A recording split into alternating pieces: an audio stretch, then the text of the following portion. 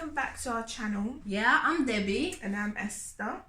And today we're going to be talking about relationships and basically seeing what breaks a relationship up quicker, whether jealousy or was it Lack of trust. lack of trust. Which one? Which one it is?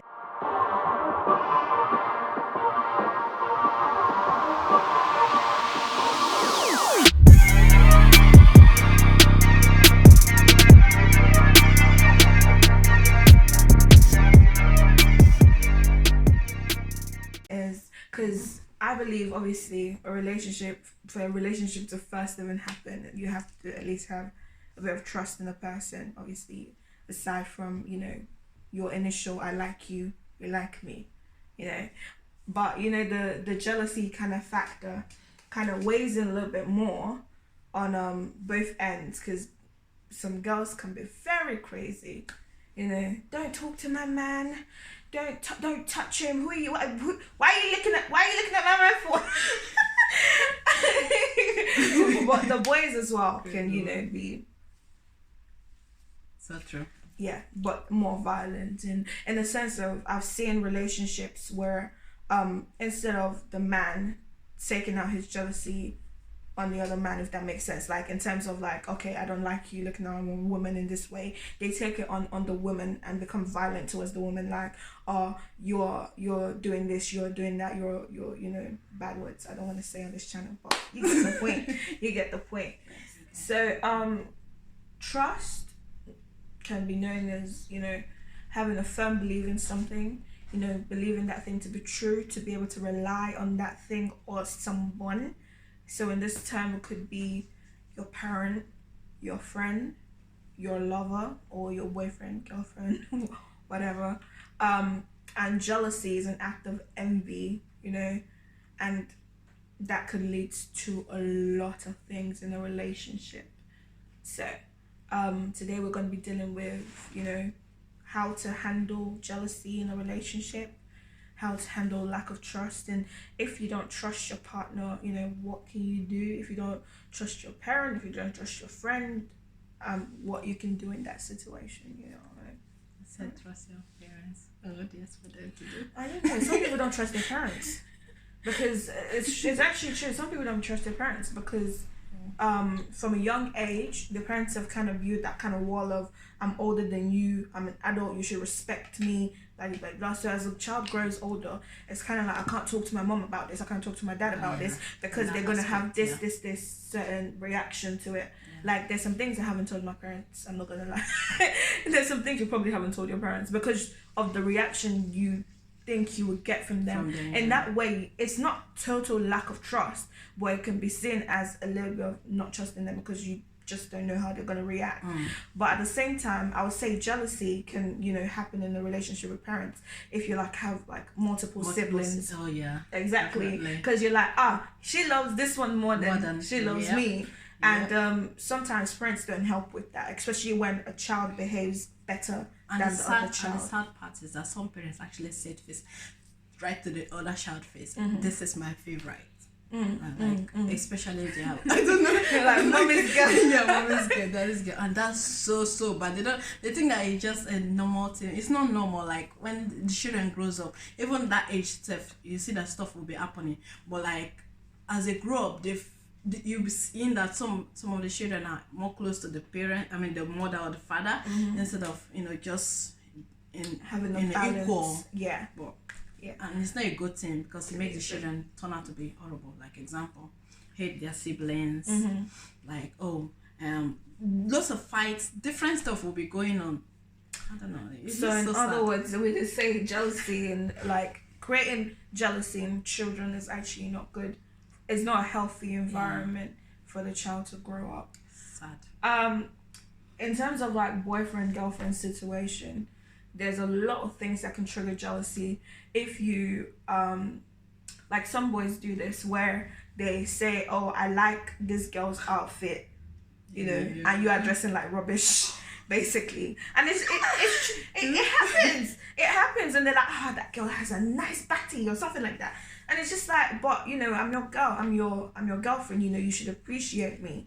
You should appreciate me, you should, you know, like adore me for who I am. That's the whole point we're together in the first place. So the girl kind of gets jealous. But instead of saying, you know, this girl dresses nice and stuff, you go buy the dress you want to see your girl wear, buy it for her, you know, make her look good, you know, the way you want, you know, you want it to be. Yeah, that's just something to for keep in relationship and also with trust. I feel like I cannot handle guys that cannot trust, especially those ones that like are always at your neck. Like, where are you at?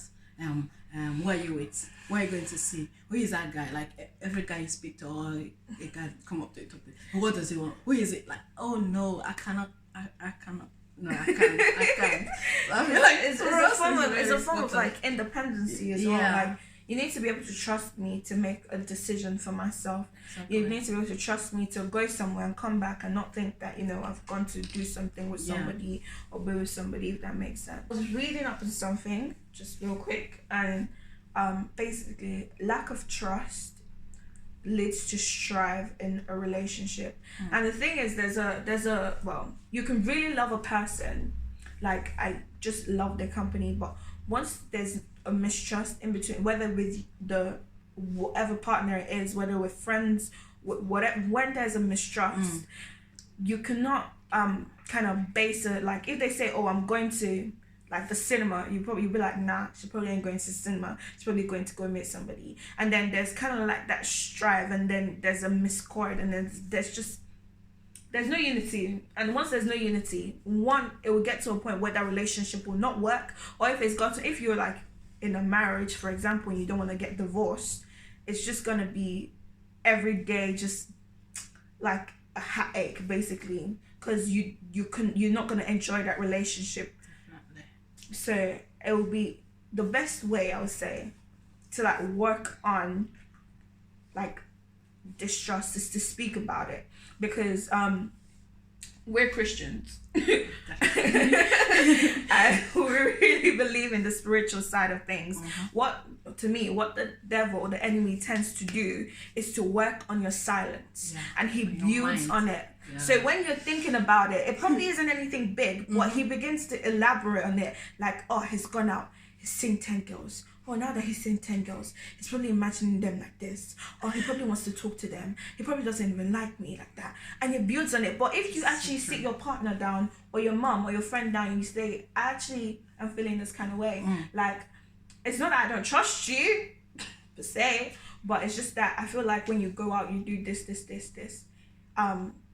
Like, can you, like, talk to me about it? Can you like, explain, you know, like, just talk to them about it. Yeah, that's a good point. Also, now that I'm speaking about it, I'm thinking you try not to like come on as being too possessive as well, because some people might, especially in this day and age, they see it as you're impinging on my privacy. You're making it, like, just speak to them. At least you're in a relationship. You know this person probably for how long you've known this person. Just speak to them in a way they will understand, and tell them how you feel, so then they're cautious of what they're doing, you know, so that next time when they want to speak to you in a certain way, they'll be like, okay, I understand this person feels this way when I'm speaking to them, you know what I mean? Yeah. But jealousy can be a good thing sometimes when you don't push it too far. Yeah. So some girls like it when their boys are like a little bit protective, I would say, of them, you know, because it makes them feel wanted. So we girls, it's only God that can help us. Because if you show too much of, you know, jealousy, they'll be like, you're too jealous, you're not. But then if you show too little, it's like, you don't love me, kind of thing. It's so true. So it's all come down to communication, like you said. But like, because I had an experience where there was a trust issue. The thing was that it was a relationship, but like, you made it in a way where it was like obvious that he was cheating, so I could not like definitely just trust him. But he was like, oh, I want to see if you are the jealous type, you know, like, who does that? He actually told me that I'm doing this because I want to see the kind of girl you are. If you are the jealous type, that's why I'm doing it. I'm like, how? Some people are just manipulative. They're trying to make you feel bad. And the sad part is that when the trust is broken, it's very hard to like put it back together or even get it up to that the same level. Like it's hard. No matter how much you try, it's gonna come up a bit, but it's always hard to like get it to that exact level it was from the beginning. So let me just break it down to final kind of like 3 segments, right? So with your parents, if you're having a trust issue, if you're having a like jealousy issue, it'll be best to speak to them because they're your parents, and you know we need to love and respect them. They might not always see things from a point of view, but you know there's always a way. You know how to speak to your mom, because I know when to speak to my mom. You know, when everything's quiet, you go and be like, oh mommy, you know, I feel this same way, and they will listen. If they don't listen, at least you've aired your mind out, so when next they're doing it, they actually know what's going on, instead of harboring, you know, untrust, and it leads to like hatred or bitterness or envy or like it could lead to a lot of things. So it's just better to cut it from the root.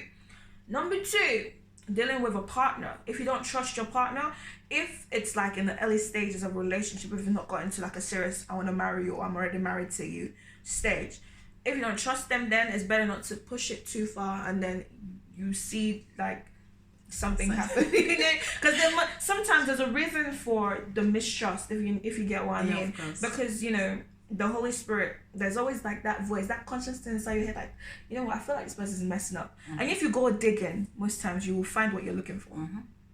Definitely. So if it's an early stage, just don't push it. Like speak to them. If they're not changing, just be like, okay, I can't trust you, we can't work.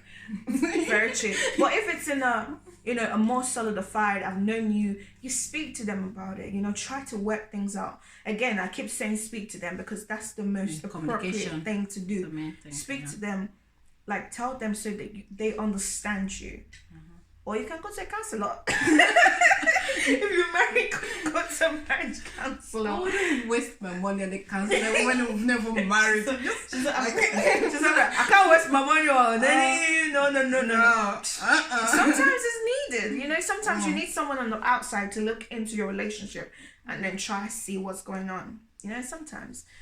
But if it's not that deep, I must love him to actually get a counselor.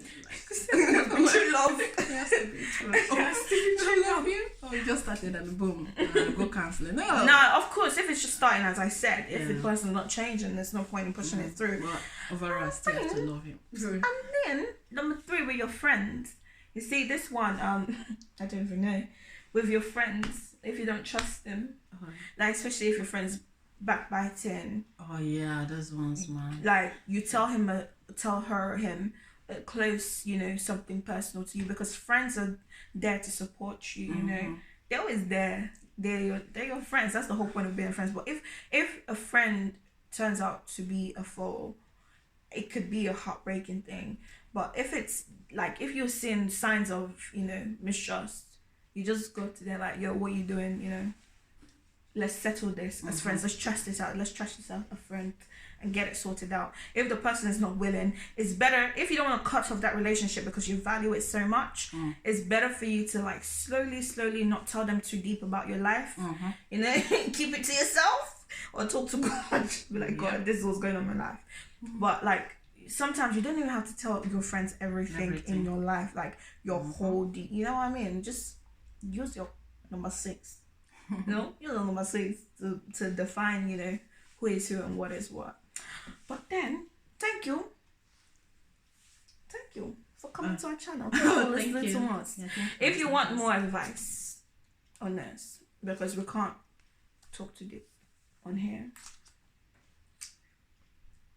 so we'll put our email in the description. Oh, yeah, we've got an email. Oh yeah, we do have an email. It's just not that active, but we'll put our email in the description box, and you can email us if you want us to talk about a certain issue. You know, give life story examples. We'll try our best to, you know, do it. But thank you for watching. Thank you. Bye guys. Thank you. See you next video.